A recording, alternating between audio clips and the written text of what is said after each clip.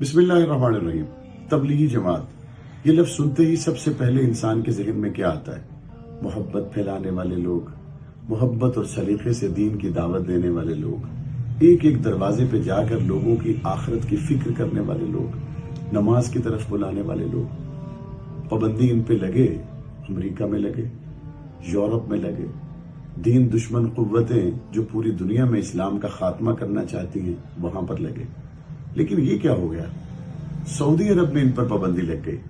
مکہ اور مدینہ میں قرآن مجید نازل ہوا اور قرآن مجید کی دعوت کو لے کر پوری دنیا میں پھیل جانے والوں کو تبلیغی جماعت کے لوگ ہی آج کے دور میں کہا جاتا ہے۔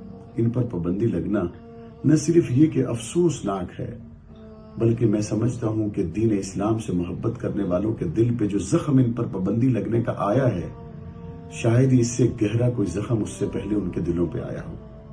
لیکن اس زخم پر کوئی بہت زیادہ تعجب بھی نہیں ہے۔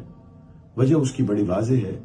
تھوڑا ہی عرصہ پہلے دنیا کا سب سے بڑا سینما جدہ میں کھول دیا گیا۔ تھوڑا ہی عرصہ پہلے ہندوستان اور امریکہ سے تعلق رکھنے والے اداکار ہمیں سعودی عرب میں وہ مناظر نظر آئے جس میں وہ اپنی اداکاری اور اپنی گلوکاری اور اپنی پرفارمنس کو وہاں کے لوگوں کے سامنے رکھ رہے تھے۔ تھوڑے ہی عرصہ پہلے ہم نے دیکھا کہ چست لباس پہنی ہوئی خواتین کو حرمین کی سیکیورٹی پر مامور کر دیا گیا۔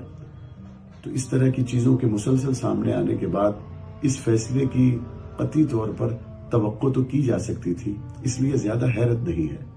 لیکن اب خطرہ اور افسوس اور آنے والے وقت میں جو خدا نخواستہ پوری امت کے لیے ایک تکلیف دہ بات ہو سکتی ہے، وہ حرمین کی حفاظت کا مسئلہ ہے۔ اللہ تعالیٰ حرمین کو ایسے رکھوالے عطا فرمائے جو دین اسلام سے محبت کرنے والے ہوں، اور اللہ تعالیٰ ہمارے حال پہ رحم فرمائے۔